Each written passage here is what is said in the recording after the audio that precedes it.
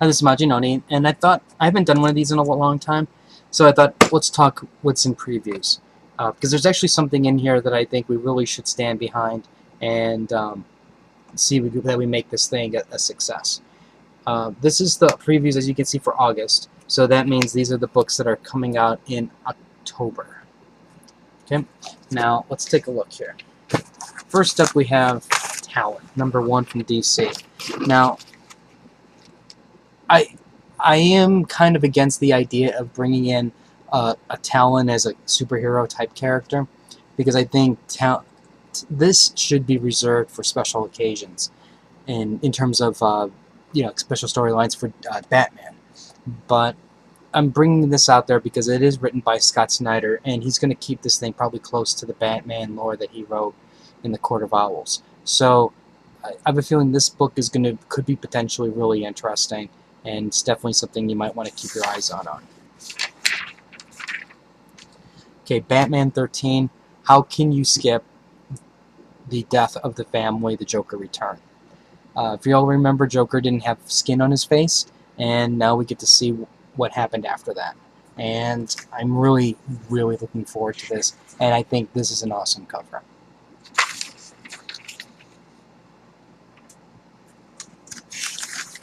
Oh, that's right. Now, I am not going to buy this. Okay, this is the Rise of the Third Army Begins. I'm bringing this out because this is going to be DC's big push, because it's Green Lantern, and they're going to basically this is their big deal. Let's sell as many of these books as we possibly can. What we have here is the Guardians going, we need another Corps, and we're making the Third Army. Now, this is the thing that is bugging me, and granted, I am bitching about this early, but I wanted to bitch about this just to throw this out here. Now, what we have here is this. We have the introduction of a brand new Green Lantern. This guy right here. Now, he's an Earth Green Lantern, and he carries a gun. So, let's take a look at the situation here. It's the Guardians of the Galaxy, right? I'm sorry, not Guardians of the Galaxy, but you have the Green Lantern Corps. Every sector is supposed to have a Green Lantern. And why does Earth have 5 Green Lanterns? Why? Number 2, as a whole, the Green Lanterns from Earth are really disappointing to the Guardians. They always cause trouble. You got Hal, who's constantly disobeying things. You have a guy and John. John's, I guess, kind of neutral-ish, but Guy's also another one. Just causes trouble.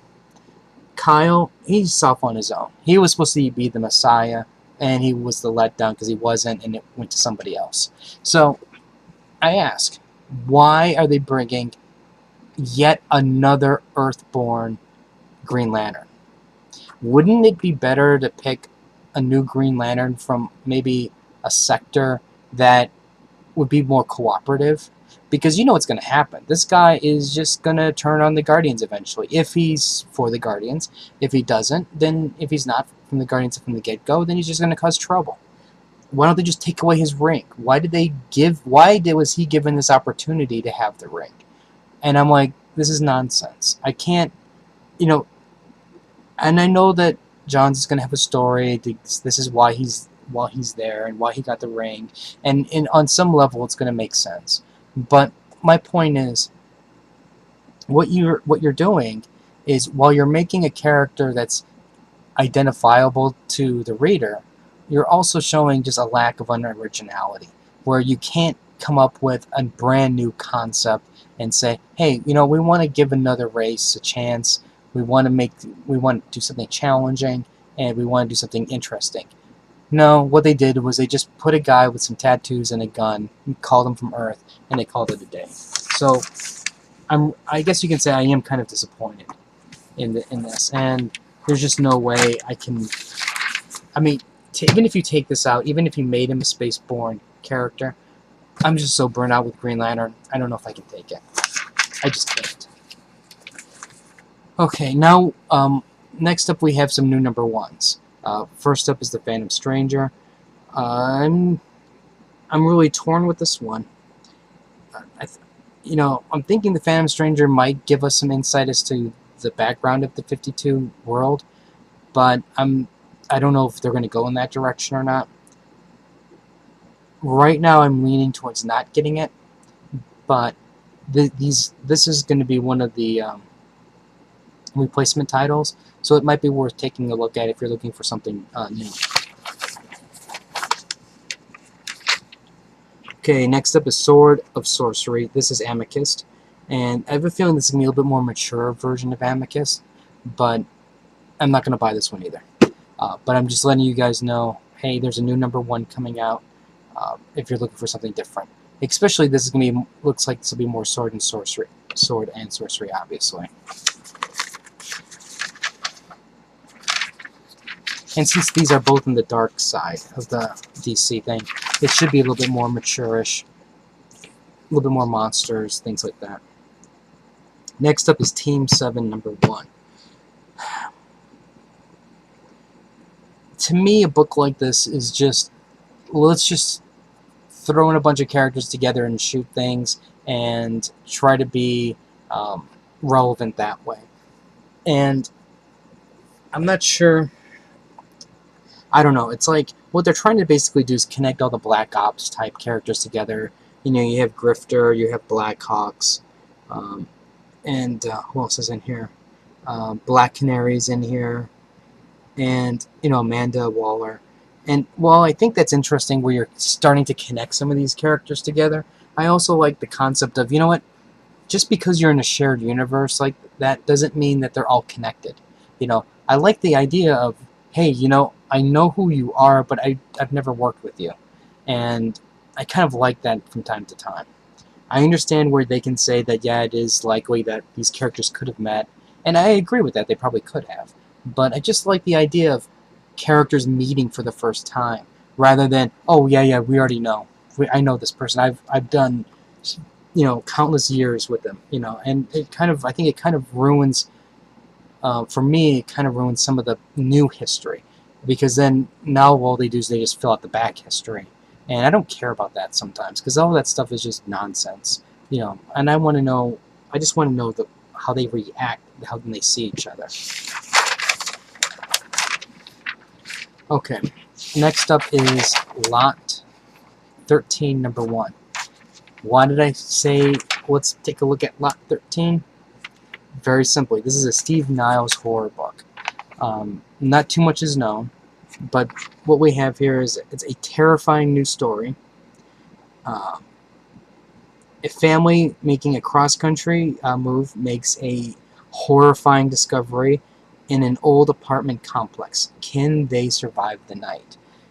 And, you know, Steve Niles is pretty twisted. And I really do like Steve Niles' writing.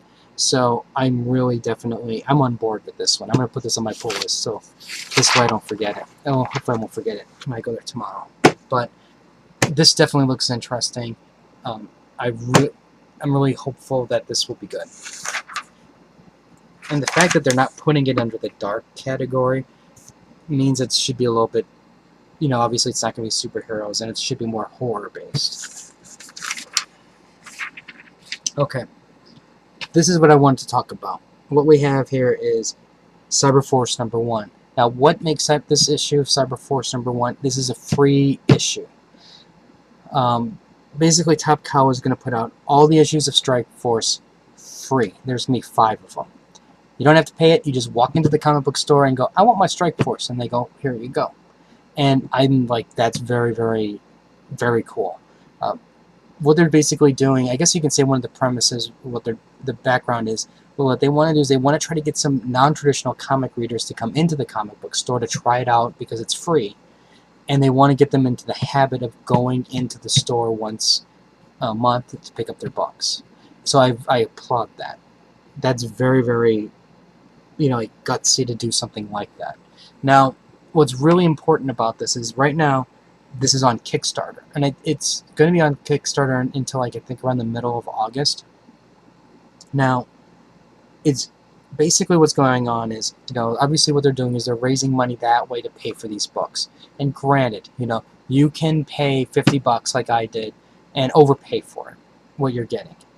And I admit that I am overpaying to, if I were to get these issues individually. But what you have to understand here is it's the concept of what's going on here.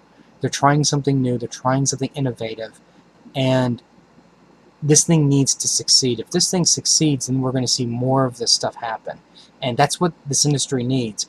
It's not necessarily that this is going to be the greatest concept of all time, and this is the idea where it's going to bring in millions of new readers. But what it is it's a company that's willing to take risks to bring in new readers. And that is what's important. Because a lot of companies, their idea of bringing in new readers is, let's do a mega crossover event. Or let's do a comic book that's very close to the movie, so that way it ties in and we get people to buy that. There's no movie, there's nothing, and so this concept needs to succeed. And so what I do is I did the Kickstarter thing. I paid $50, and what that's going to give me, I think, is I get the a limited edition hardcover of the trade. That's not going to be available for sale in stores. And it also gives me single issues, and I think there's something else that's involved. Oh yeah, they're like variant covers and things like that. So I think that's a really cool idea. And, I'm willing to pay that to support that. I'm looking at it as I'm prepaying for this in the event that it came out, on time. I mean, if I had to pay for this in the stores. But what I'll probably do is I'll probably still get the books free at my comic store, so this way we can do reviews and talk about it when they come out.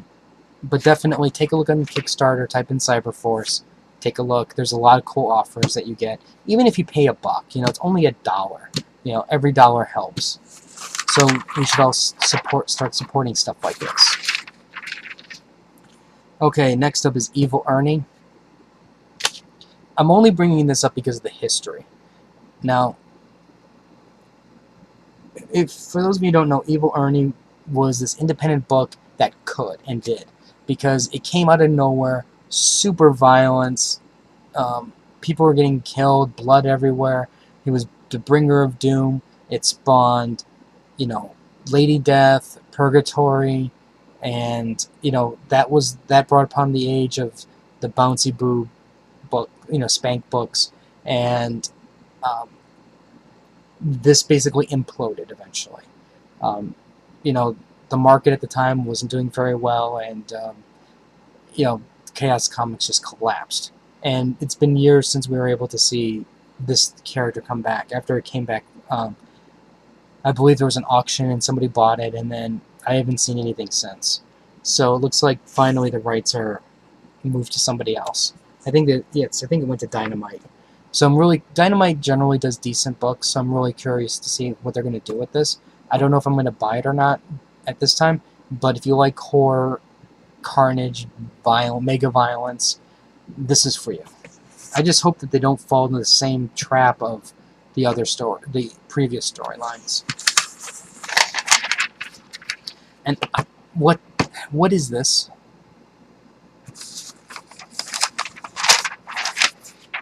Alright, now, before we go into Marvel, I wanted to cover a manga book. Now, I know most of you people don't read manga, and which is a shame, because this here is probably one of the greatest stories of all times, and it's Nausicaa and the Valley of the Wind. It's originally written and drawn by Miyazaki, and I have the original trades that came out years ago by Viz Comics, and I'm going to update it and buy these. This is just an amazing storyline.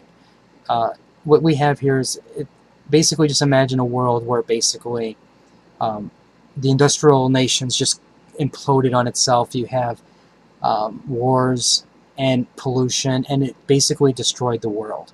And what happens is you have these toxic jungles, or toxic forests, so to speak. And what they would basically doing is inside these forests, you can't breathe inside there without aid of a respirator. And all these giant insect creatures were being just spawned inside this thing.